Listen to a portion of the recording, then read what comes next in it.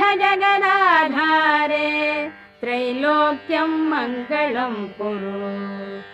शृणोषि कश्चिद्ध्वनिरुत्थितोऽयं मृदङ्गभेरीपटहानकानां वेदध्वनिं शिक्षितभूसुराणां शृणोषि भद्रे कुरु सुप्रभातम्।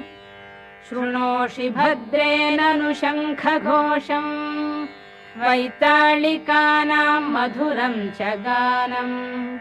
शृणोषि मातप्पिककुक्कुटानां ध्वनिं प्रभाते कुरु सुप्रभातम्।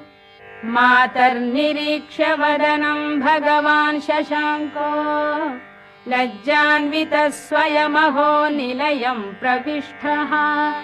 द्रष्टुं त्वदीयवदनं भगवान्